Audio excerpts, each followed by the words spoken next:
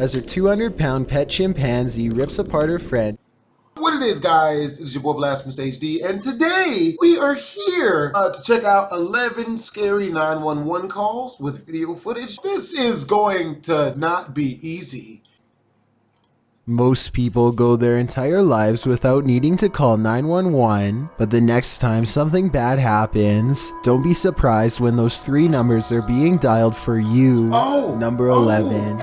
9 armed police officers in Seattle, Washington gear up and head to a home residence after receiving this urgent 911 call. Yeah, my name's Flaming Bond, and I have 5 hostages in my house at the moment. I want $5 grand, I'm gonna kill them all. They cover themselves on all sides and bang on the door, ready for someone to come out at any second. Instead, this person meekly answers, "Hello, Seattle Police.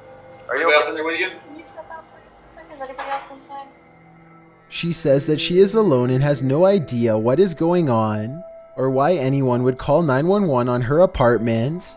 They question her for a little bit and determine she is in no danger. I have little doubt that this is yet another prank, where people will report a false emergency at someone else's address in order to get a police response.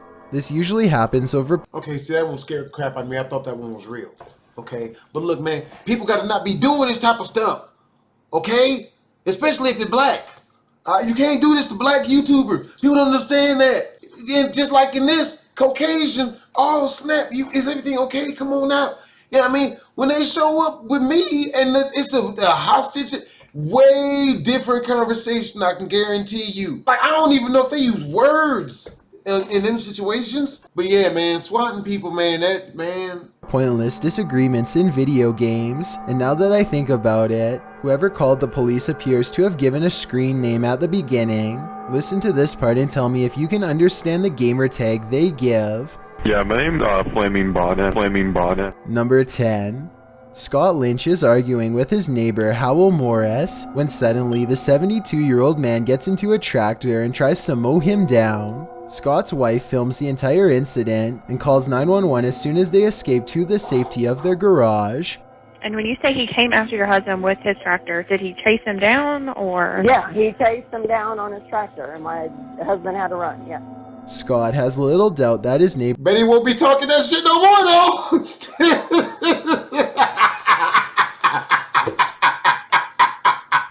Whatever that dude's name is, the gray shirt, whatever he said to piss this dude off in the tractor, he ain't never gonna say that to him again.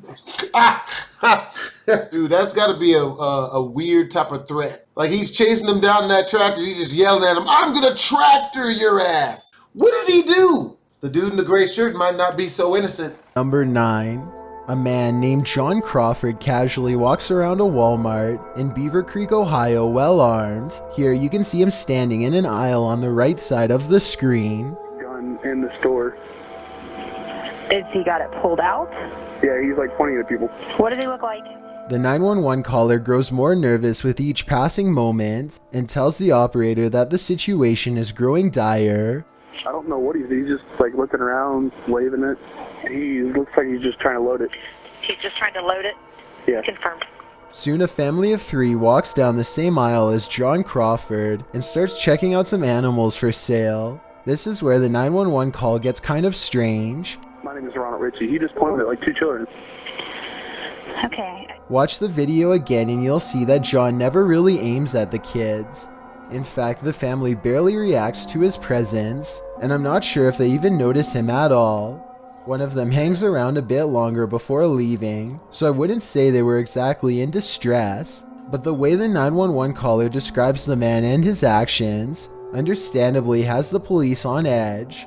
An officer arrives on the scene expecting trouble, and a brief altercation ensues.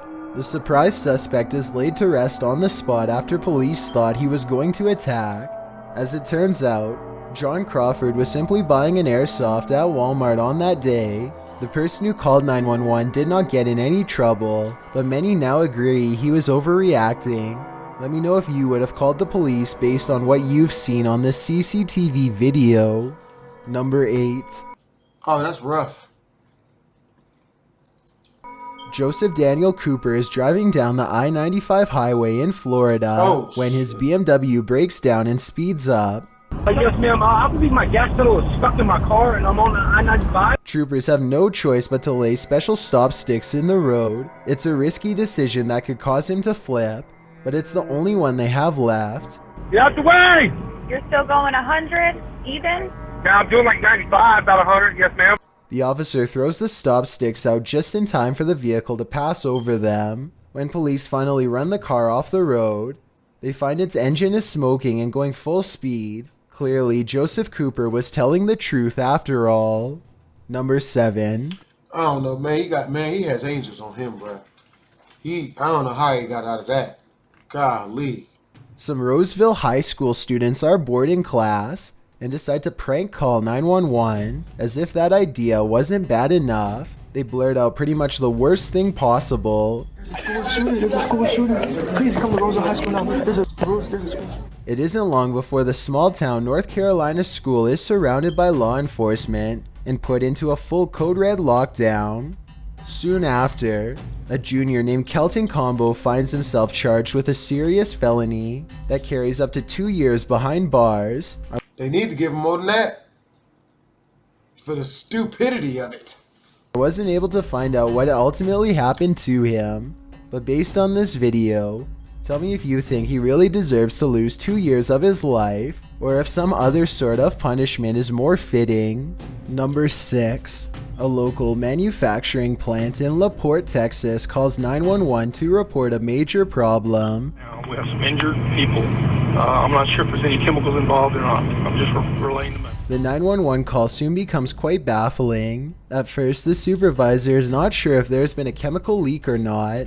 We don't know what kind of chemical it is. No, ma'am. As soon as I find out, I will let you know. I've got my team trying to determine that right now. Then a short while later, despite not knowing exactly what has been leaked, he somehow is able to know that the chemical will not cause a threat to the public. Can you tell me, is this any risk to the public? Is it going to be a possible escaping from your premises? No, ma'am. It is not. No threat? No, ma'am. This certainly sounds suspicious, but I'd like to know if you think the supervisor knew more about the situation than he was leading on. I think he was probably keeping his mouth shut for legal reasons. Investigators later determined that a potentially dangerous gas has been leaked from a failed valve switch for over 2 hours. 4 workers lose their lives at the plant, 2 of them brothers. The toxic gas could be smelled across numerous towns, yet the chemical company insists that no damage has been caused to residents. An investigation continues over 4 years later with no conclusive results. Number 5. A 911 call Dang, shit like hell for that. in Medina, Ohio sends police in armored vests rushing to the local hospital. The caller claims there is an elderly woman threatening everyone's safety. She is harassing people, she is striking people, she has machine guns in her hand. She has a gun? Authorities arrive only to find a waiting room full of startled patients and staff looking back at them. They put the hospital in lockdown and search the building from top to bottom, finding no one. It was a false alarm. What's strange is the abnormal amount of research that had gone into this prank call. They were able to give specific details like the name of an actual former employee who they claimed was armed. Now the FBI is teaming up with local officials to conduct a nationwide investigation, though nothing has been solved as of yet. The call could have been international for all we know, though that doesn't explain how they were able to mention an employee by name. Number 4. These friends are trying to up their view count on Periscope, so they make a deal with their audience that they will soon regret. I said 20 views and we called the police. They hit their goal and immediately dial 911. Cobb County 911, what's the location of your emergency? She is trying to make a joke about her brother, but accidentally makes it sound like she is being neglected by her parents. He's only 2 and my mama left me. The 911 operator calls back 9 times only to be given falsified information and hanged up on. I guess they must have eventually traced the cell phone signal to an exact address because after a while this happens. Oh my, come down here now. Her mother spends the next 3 minutes yelling at everyone and trying to smooth things over with the police. I don't think any of them were charged with anything serious, and they all should consider themselves lucky. Number 3. Police surround a business office in Norman, Oklahoma after receiving a horrifying 911 emergency call early in the afternoon. He turned it on Colette, my office manager. Is she conscious? She's conscious and she's screaming. Okay. The 911 operator soon learns that the situation has already been handled by a brave civilian. Now investigators pull evidence from the grisly office scene and lay them out on a portable table piece by piece. William Ray Adams survives and is taken into custody. He admits to planning all of these 3 days ago, but claims that he just wanted to scare his wife at her job when things went wrong. It started to where he was trying to pull me out the door with him, and my employee pulled the gun away from him and shot him. The explanation really makes no sense. Obviously, this was not a prank. Maybe William Ray Adams was trying to get rid of his wife and wanted to make it look like a random person had done it. Either way, he has yet to be sentenced as of this time. Number 2. A 911 operator. Yeah, that don't make no sense. Oh, it was a prank, but you know, just a real gun as well. In Pueblo, Colorado, gets a hang-up call from an unknown location. 911, this is Erica. How can I help you? When she calls the number back, she hears a distant voice speaking that does not seem to respond. Let me know if you can tell what is being said here.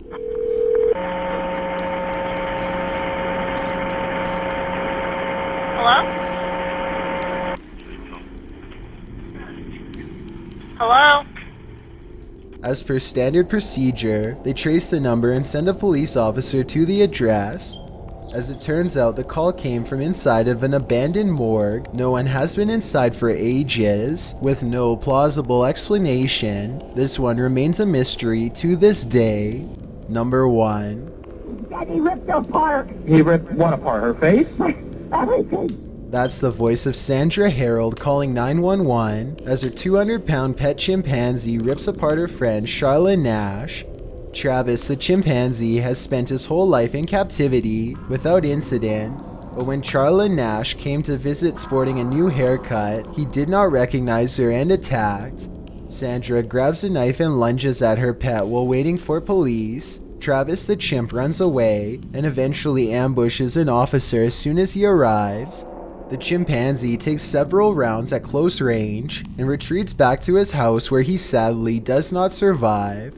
What's really crazy is that Travis had been expressing a desire to leave the house more often to explore the world around him. Whether it was this repressed desire or Charlotte's haircut that made him become enraged will never be known. At first, I didn't think that it was gonna actually be like scary, but then some of them were actually pretty messed up. Like the one in the end. That's just all the way bad. Won't be getting any pet chimps. I hope you guys enjoyed the video. If you did, make sure to comment, like, and or subscribe. It's your boy Blastphamoushd. Twisms.